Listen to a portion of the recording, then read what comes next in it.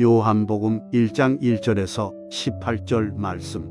태초에 말씀이 계시니라. 이 말씀이 하나님과 함께 계셨으니 이 말씀은 곧 하나님이시니라. 그가 태초에 하나님과 함께 계셨고 만물이 그로 말미암아 지은 바 되었으니 지은 것이 하나도 그가 없이는 된 것이 없느니라. 그 안에 생명이 있었으니 이 생명은 사람들의 빛이라. 빛이 어둠에 비치되 어둠이 깨닫지 못하더라. 하나님께로부터 보내심을 받은 사람이 있으니 그 이름은 요한이라. 그가 증언하러 왔으니 곧 빛에 대하여 증언하고 모든 사람이 자기로 말미암아 믿게 하려 함이라. 그는 이 빛이 아니요 이 빛에 대하여 증언하러 온 자라. 참빛 곧 세상에 와서 각 사람에게 비추는 빛이 있었나니 그가 세상에 계셨으며 세상은 그로 말미암아 지은 바 되었으되 세상이 그를 알지 못하였고 자기 땅에 오매 자기 백성이 영접하지 아니하였으나 영접하는 자 곧 그 이름을 믿는 자들에게는 하나님의 자녀가 되는 권세를 주셨으니 이는 혈통으로나 육정으로나 사람의 뜻으로 나지 아니하고 오직 하나님께로부터 난 자들이니라. 말씀이 육신이 되어 우리 가운데 거하심에 우리가 그의 영광을 보니 아버지의 독생자의 영광이요 은혜와 진리가 충만하더라. 요한이 그에 대하여 증언하여 외쳐 이르되 내가 전에 말하기를 내 뒤에 오시는 이가 나보다 앞선 것은 나보다 먼저 계심이라 한 것이 이 사람을 가리킴이라 하니라. 우리가 다 그의 충만한 데서 받으니 은혜 위에 은혜로라. 율법은 모세로 말미암아 주어진 것이요 은혜와 진리는 예수 그리스도로 말미암아 온 것이라. 본래 하나님을 본 사람이 없으되 아버지 품속에 있는 독생하신 하나님이 나타내셨느니라. 마태복음 25장 34절 말씀. 그때의 임금이 그 오른편에 있는 자들에게 이르시되 내 아버지께 복받을 자들이여 나와 창세로부터 너희를 위하여 예비된 나라를 상속받으라. 아멘. 오늘 우리는 요한복음 1장 1절에서 18절 말씀과 마태복음 25장 34절 말씀을 읽었습니다. 오늘 제목을 마태복음 25장 34절에 있는 내 아버지께 복받을 자들이여 라고 하는 이 말씀을 제목 삼아 오늘 하나님의 말씀을 여러분들에게 증거하도록 하겠습니다. 요한복음의 저자는 요한입니다. 세베대의 아들 요한으로 그렇게 신학자들은 알려주고 있습니다. 기록 연대를 보면 AD 90에서 100년경으로 성경 중에 제일 마지막으로 기록된 것을 알 수 있습니다. 성경 66권 아닙니까? 그런데 그 66권 가운데에 제일 마지막으로 기록된 말씀이 바로 요한복음이라고 하는 것이지요. 그러니까 계시록보다 더 늦게 쓰여진 겁니다. 계시록은 요한이 밤모섬으로 귀향을 가서 하나님의 계시를 보고 기록한 말씀이지요. 그러다가 그 귀향에서 풀려나 에베소서에서 요한이 말년을 보내면서 기록한 것이 바로 요한복음이라고 하는 겁니다. 오늘 본문을 봅니다. 요한복음 1장 1절에서 18절까지 우리가 말씀을 읽었는데 이 말씀은 서론, 부분이라고 할 수 있겠습니다. 논문에서도 그렇지만 성경 말씀 속에서도 이 서론은 매우 중요한 의미를 갖고 있습니다.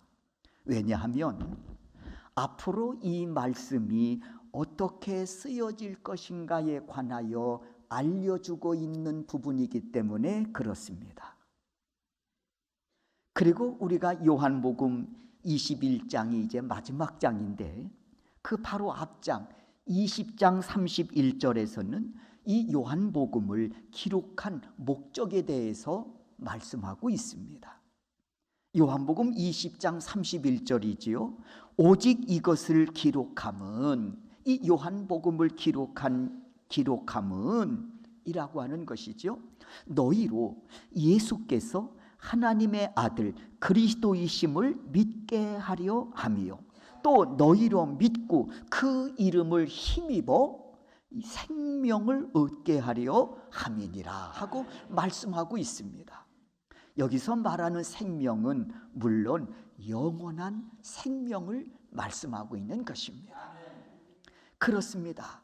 이 요한복음의 기록 목적은 서론에서 소개하고 있는 예수 그리스도를 하나님의 아들이심을 믿어 영원한 생명을 얻게 하려 하심임을 우리가 알 수 있습니다.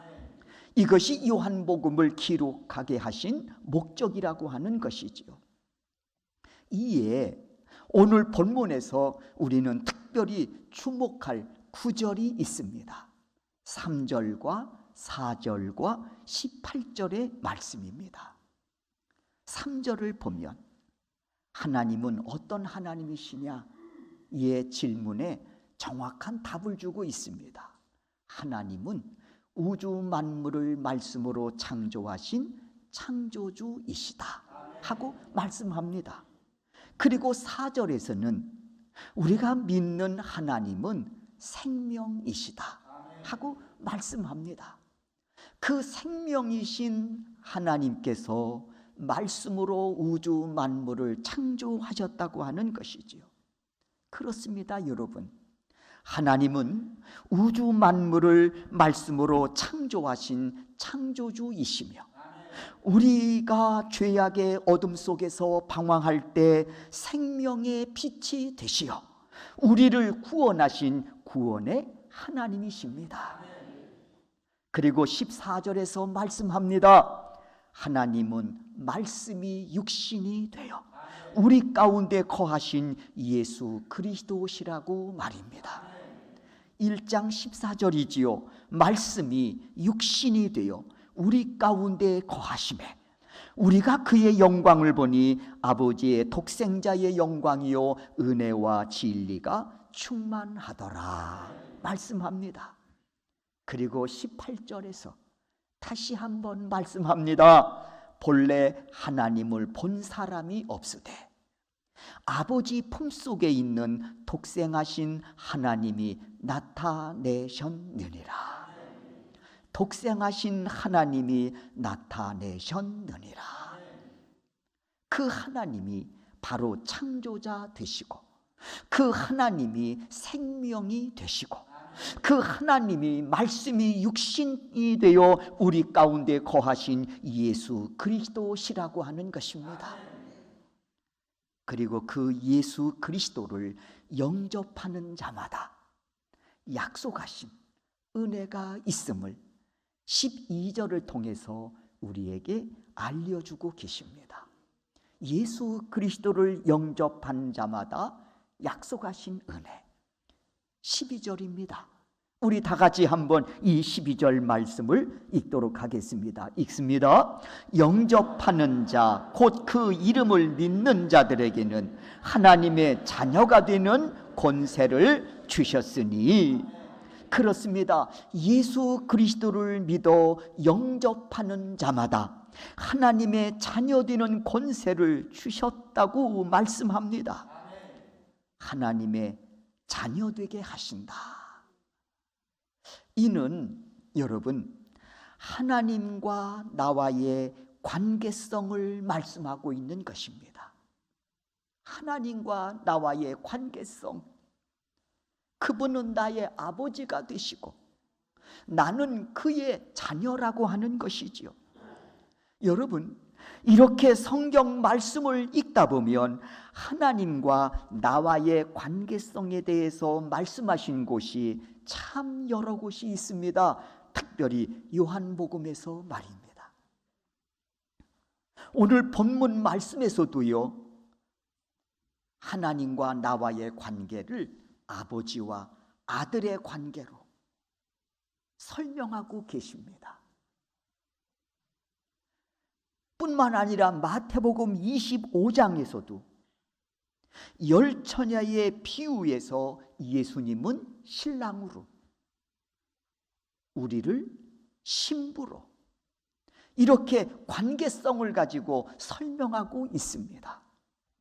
이뿐만이 아니지요.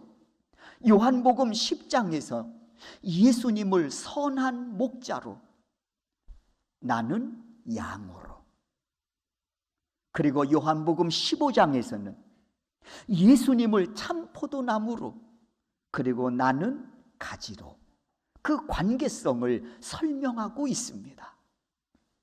그리고 오늘 본문에서는 하나님과 나의 관계를 아버지와 자녀의 관계로 설명하면서 예수 그리스도를 영접하는 자마다 하나님의 자녀가 되는 권세를 주셨다고 말씀합니다.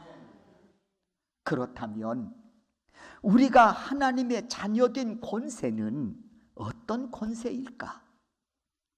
자녀에게 주어지는 최고의 권세는 상속권이라고 누차 말씀드렸습니다. 좀 부족해도 법적으로 자녀는 상속권을 갖고 있단 말이에요. 때문에 자녀에게 주어지는 최고의 권세는 뭔고 하니 상속권이다, 이렇게 누차 여러분들에게 말씀을 드렸습니다. 로마서 8장 17절이지요.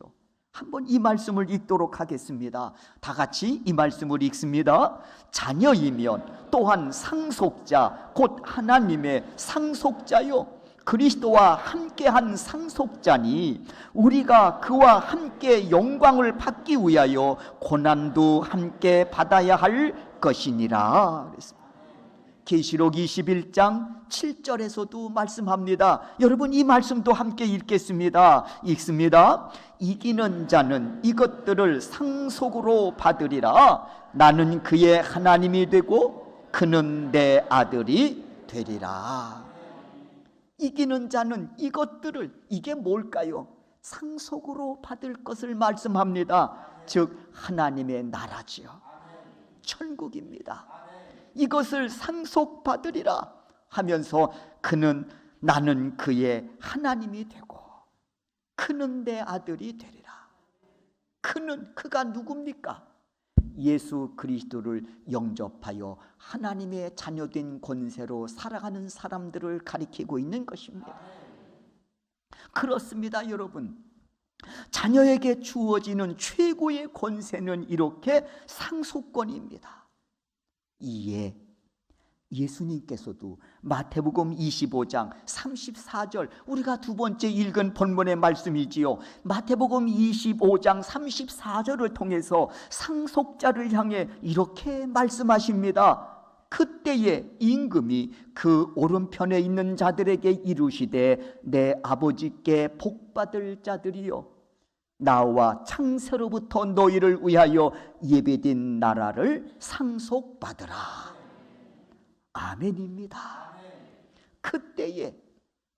그때는 어떤 때냐?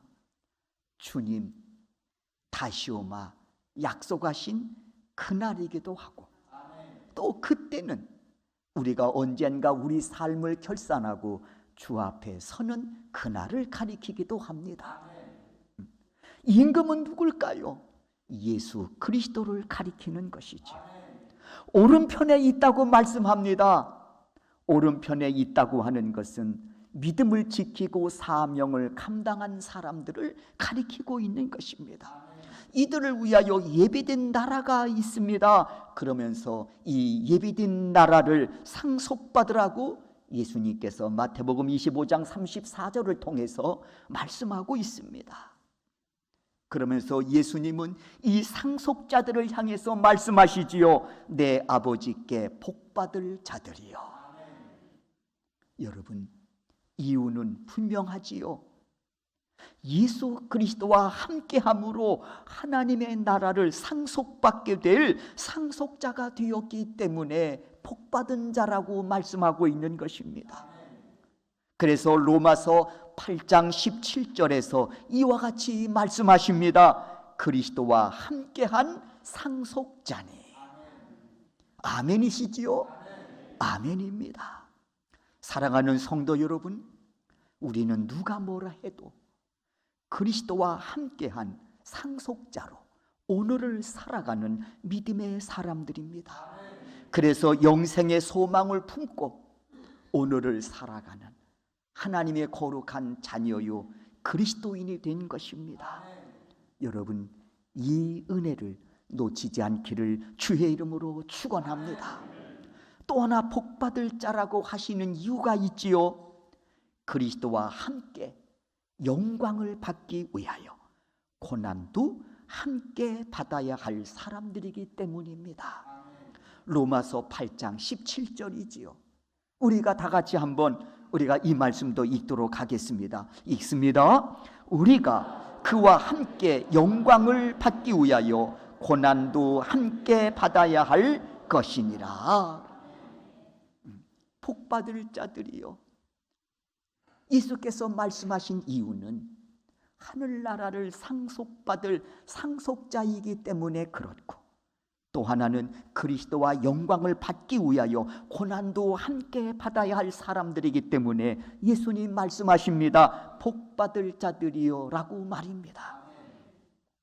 그러나 여러분, 사실 이 말씀은 아무나 아멘으로 받을 수 있는 말씀은 아닌 듯 싶습니다. 그리스도와 함께 영광을 받기 위하여 고난도 함께 받아야 할 사람, 이 말씀 앞에 아멘 하고 말이에요, 받을 수 있음은 아무나 그리할 수 없다는 것입니다. 우리는 복음 성가에 이런 가사가 있습니다. 영광의 길 너 걷기 전에 갈보리 길 너 걸으라. 부활의 그 영광, 그래서 하나님의 나라를 상속받는 그 영광의 길을 걷기 전에 너 먼저 네가 짊어져야 될 십자가를 짊어지고 그리스도의 가신 그 고난의 길을 따르라. 이 의미의 찬양 가사 아닙니까? 여러분, 우리는 이렇게 찬양은 할 수 있지만 그러나 실상 아무나 그 길을 걸어가는 것은 아니라는 것이지요. 베드로 역시 내가 죽을지언정 주님을 지키겠다고 호언장담했지만 정작 고난 앞에서는 예수를 부인하고 저주까지 하면서 도망치듯 예수를 떠나지 않았습니까? 그리고 닭 우는 소리가 들릴 때 예수님의 말씀이 생각나 통에 자복하고 다시 예수님께 돌아오지요. 지난주에도 사랑은 아무나 하나, 뭐 가사가 떠오르시는 분 계십니까? 사랑은 아무나 하나 말씀을 드리면서, 사랑은 주님의 능력의 손길로 다듬어진 만큼 우리의 모난 부분들이 주님의 손길에 의하여 다듬어진 만큼 위로는 하나님을 사랑할 수 있고 수평적으로는 이웃을 내 자신과 같이 사랑할 수 있다고 하는 말씀을 드렸습니다.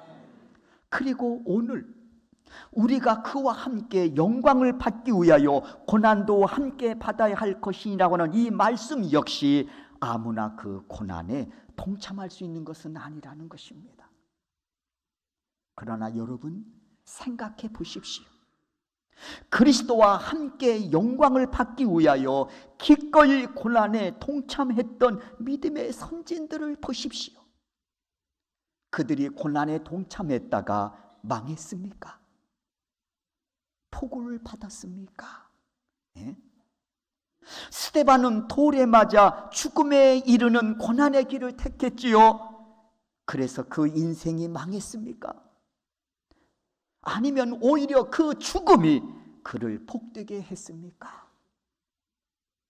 누구보다도 순교하는 당사자는 잘 알고 있었습니다.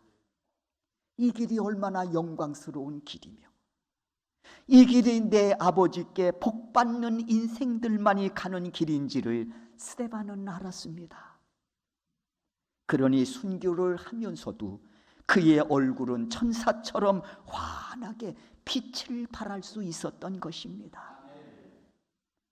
베드로 역시 한때는 고난이 두려워서 부인하고 저주까지 하며 도망치듯 예수를 떠났지만 후에 알았습니다. 영광의 길을 걷기 전에 갈보리 길을 걸어야 한다는 것을 말입니다. 그리고 그 길을 걷고요. 그리고 그는 십자가에 거꾸로 매달려 순교합니다. 왜요? 이 죽음의 길이 얼마나 복된 자들만이 가는 영광스러운 길인지를 그가 깨달았기 때문이었습니다. 그리고 이들의 믿음은 예수 그리스도가 죄인을 구원하시기 위해 이 땅에 오심의 사건을 나의 사건으로 받아들여 하늘나라 상속자답게 사는 믿음의 길을 택한 것입니다. 중요한 말씀입니다. 예수님께서 인간의 몸을 입고 이 땅에 1000번 만번 오신다고 할지라도 그 성탄의 사건을 나의 사건으로 받아들이지 않으면 그리스도가 이 땅에 인간의 몸을 입고 오신 사건이 무슨 의미가 있겠냐 말이에요. 나의 사건으로 받아들여야지. 믿음의 선진들은 예수 그리스도가 죄인을 구원하시기 위해 이 땅에 오심을 나의 사건으로 받아들여 하늘나라의 상속자답게 사는 믿음의 길을 택하여 그들이 달려갔다는 것입니다. 뿐만 아니라 예수님이 온 인류의 죄악을 담당하시려고 십자가에 달려 죽으셨다가 3일 만에 부활하심으로 죄의 권세, 죽음의 권세 이기심을 나의 사건으로 받아들여 상속자답게 살았다는 것입니다. 생각해 보십시오. 중요한 신앙의 고백입니다.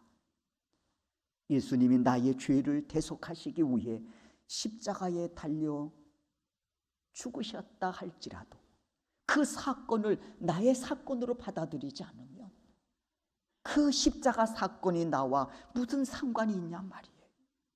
그러나 믿음의 선진들은 그렇지 않았습니다. 그 십자가의 사건을, 그 죽으심의 사건을 나의 사건으로 받아들여 죄 사함과 더불어 하늘나라의 상속자로 세우심의 은혜를 입어 그 은혜 받은 자답게 그들은 살았다는 것입니다. 사랑하는 성도 여러분, 이처럼 하나님의 자녀된 믿음의 사람들은 한결같이 하늘나라 상속자의 신분임을 깨닫고 영생을 소망 삼고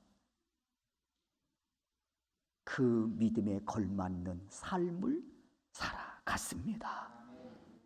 오늘 우리 역시 예수 그리스도를 믿음으로 의롭다 하심을 얻어 하나님의 잔반열에 우리를 세워주시고 상속자로 삼아 주셨습니다. 그리고 다시 오실 예수 그리스도께서 말씀하십니다. 요한계시록 21장 7절입니다. 이기는 자는 이것들을 상속으로 받으리라. 나는 그의 하나님이 되고 그는 내 아들이 되리라. 여러분, 깨닫기를 원합니다. 우리가 예수 그리스도를 영접한 순간부터 우리는 영적 싸움에 돌입한 군사라고 하는 사실을 기억하시기를 바랍니다.